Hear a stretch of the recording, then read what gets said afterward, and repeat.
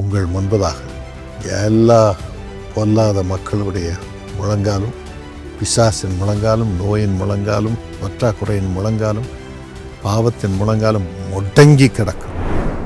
எனக்கு அருமையானவர்களே, ஆண்டவருடைய கிருபை உங்கள் வாழ்க்கையிலே இன்று பெருக போகிறது.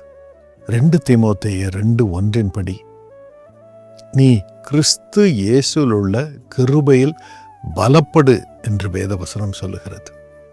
கிறிஸ்து இயேசுவில் உள்ள கிருபை, இயேசுவுக்குள் தான் கிருபை இருக்கிறது. யோவான் 1:16 இயேசுவுக்குள் அவருடைய பரிபூர்ணத்தின் நிமித்தம் கிருபையின் மேல் கிருபை நமக்கு புறப்பட்டு வரும்படியாக அருள் இருக்கிறது. கிருபையின் மேல் கிருபை. இயேசு பரிபூர்ணம் உள்ளவர்.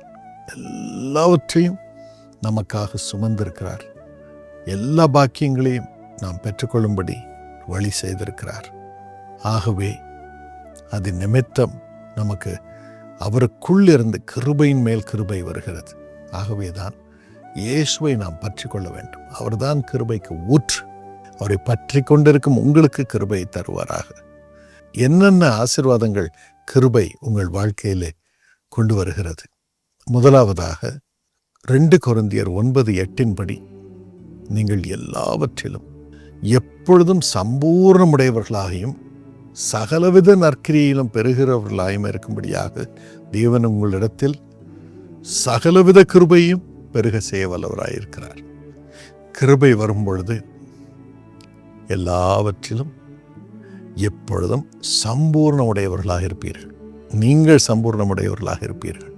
எல்லாத்துலேயும் perfect, complete. Every blessing will be complete. எல்லா ஆசீர்வாதமும் பரிபூர்ணமாக இருக்கும். அதோடு கூட சகலவித நற்கிரியையும் செய்வீர்கள். இந்த அருளை ஆண்டவன் என்று உங்கள் மீது வைப்பாராக. நற்கிரியை வந்துகிட்டே இருக்கும். நீங்கள் சொல்லும் வார்த்தையெல்லாம் ஆசீர்வாதமாக இருக்கும். நீங்கள் அரவணைக்கும் பொழுது இயேசுவின் அரவணைப்பை ஜனங்கள் அனுபவிப்பார்கள். இன்னும் செய்வதெல்லாம் வாய்க்கும். குடும்பத்தில் அத்தனை பேருக்கும் உங்கள் மூலமாக ஆசீர்வாதம் வரும். சமுதாயத்தில் ஆசீர்வாதம் வரும்.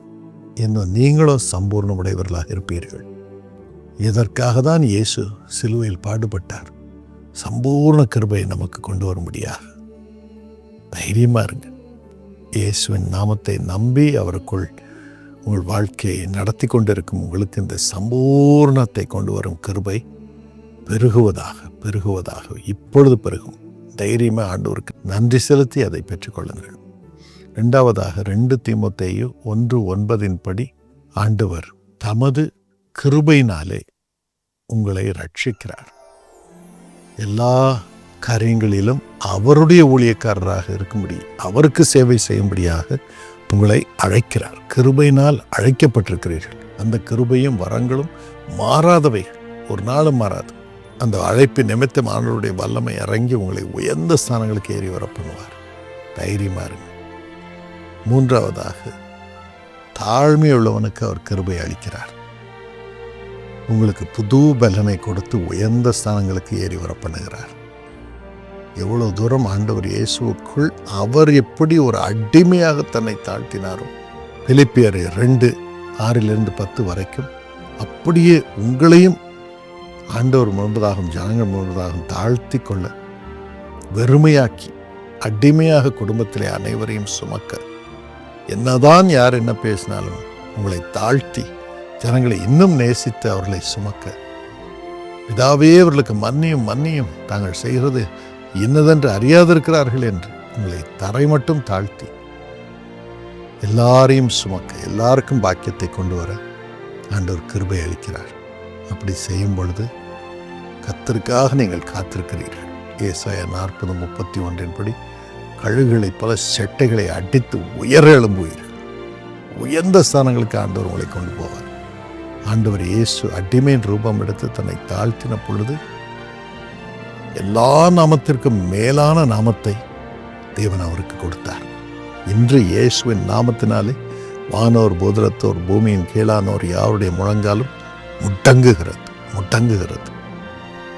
உங்களுக்கும் உங்கள் முன்பதாக எல்லா பொல்லாத மக்களுடைய முழங்காலும், பிசாசின் முழங்காலும், நோயின் முழங்காலும், பற்றாக்குறையின் முழங்காலும், பாவத்தின் முழங்காலும் முடங்கி கிடக்கும். நீங்கள் உயர்ந்திருப்பீர்கள். கழுகுகளைப் போல செட்டைகளை அடித்து உயர்ந்திருப்பீர்கள். இதான் கிருபையின் வல்லமை. இயேசுவுக்குள் இருக்கும் கிருபையினால் வரும் அவருடைய வல்லமை. இன்று ஆண்டவர் அதை உங்களுக்கு தருவார், உயர்த்துவார். உங்களுக்கு பலனில்லைன்னு சொல்றீங்க, நல்லதுதான்.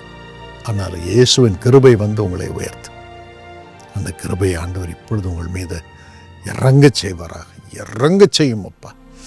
இவர்களை உயர்ந்த ஸ்தானங்களுக்கு ஏறி வர பண்ணும், கனப்பண்ணும், கனத்துக்குரியவர்களாக வையும். யார் யார் துக்கப்படுத்தினார்களோ அவர்களுக்கு முன்பதாக தலையை அபிஷேகம் பண்ணி, எண்ணெயினால் அபிஷேகம் பண்ணி, அவர்களை பந்தியை கொடுத்து அவர்களுக்கு உயர்ந்த ஸ்தானத்தையும் தாரும். ஆசீர்வதி இயேசுவின் நாமத்தில். ஆமென். இன்னும் ஆண்டவருடைய கிருபை உங்களுக்கு ரட்சிப்பை கொண்டு வருகிறது. தீத்து 2:11-12. எல்லா மனுஷருக்கும் ரட்சிப்பை அளிக்கத்தக்க தேவ கிருபை பிரசன்னமாகி எல்லா அவபக்தியும் லௌகீக இச்சைகளையும் வெறுத்து விடத்தக்கதான கிருபை வருகிறது.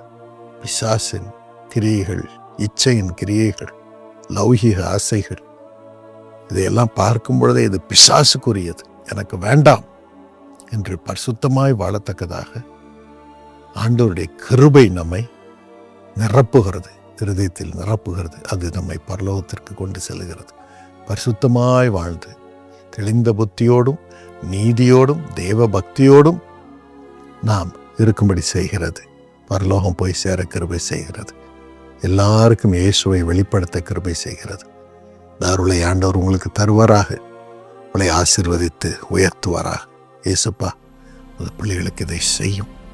இந்த கிருபை அருள் மீது இறங்கட்டும். பரிசுத்தமாய் காப்பாற்றும். தெளிந்த புத்தியை தாரும். செழிப்போடு பரிசுத்தத்தோடு எல்லாவற்றையும் செய்ய, எல்லாரையும் சுமக்க வெளிப்படுத்த கிருபை தாரும். பொறுமையோடு இருக்கிறவர்கள் பாக்கியவான்கள். அருளை அவர்களுக்கு தாரும். இயேசுவின் நாமத்தில் உமது ஆசீர்வாதத்தை வைத்து ஜெபிக்கிறோம். ஆமென். God bless you.